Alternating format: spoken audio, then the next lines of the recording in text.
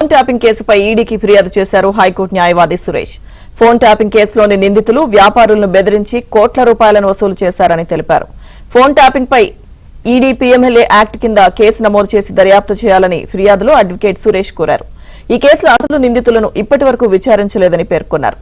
ED case నమోదు చేసి దర్యాప్తు చేస్తే ఫోన్ ట్యాపింగ్ వెనుకాల ఉన్న రాజకీయ నాయకులు బయటకొస్తారని పేర్కొన్నారు.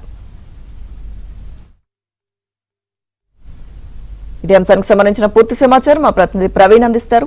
ప్రవీణ్, తెలంగాణ ఫోన్ ట్యాపింగ్ కేసులో ఇప్పటికే సిట్ విచారణ జరుగుతుంది. మరోవైపు దర్యాప్తు బృందం విచారణలో చాలా కీలకమైనటువంటి అంశాలు బయటపడుతున్నటువంటి నేపథ్యంలో ఇప్పుడు ఈడీకి న్యాయవాది సురేష్ ఫిర్యాదు చేయడం జరిగింది. ఎందుకంటే ఈ కేసులో కోట్ల రూపాయలు చేతులు మారాయి. ముఖ్యంగా కొంతమంది రియల్ ఎస్టేట్ వ్యాపారులు కావచ్చు, బిజినెస్ మ్యాన్స్ కావచ్చు, మరోవైపు సెలబ్రిటీలను బెదిరింపులకు దిగి కోట్ల రూపాయలు డబ్బులు వసూలు చేశారు. కాబట్టి దీనిపైన మనీ లాండరింగ్ యాక్ట్ అంటే పిఎంఎల్ యాక్ట్ కింద కేసు నమోదు చేసి ఇన్వెస్టిగేషన్ జరపాలంటూ కూడా ఈడీకి ఇచ్చినటువంటి కంప్లైంట్ లో స్పష్టంగా పేర్కోవడం జరిగింది.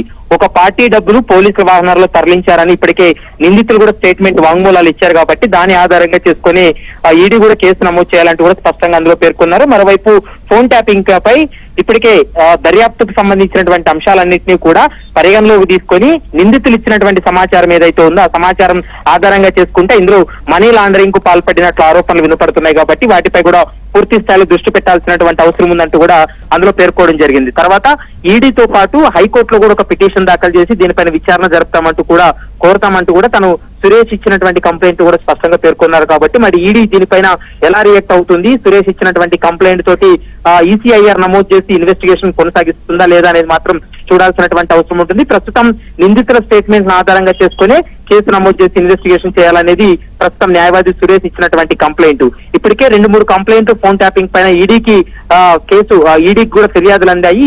ఈ ఫిర్యాదులన్నింటినీ పరిగణలోకి తీసుకున్న తర్వాత ఈ వారంలోనే ఖచ్చితంగా ఈడీ కూడా కేసు నమోదు చేసి ఇన్వెస్టిగేషన్ కొనసాగించే అవకాశం అయితే కనపడుతుంది. లక్ష్మీ దుర్గా.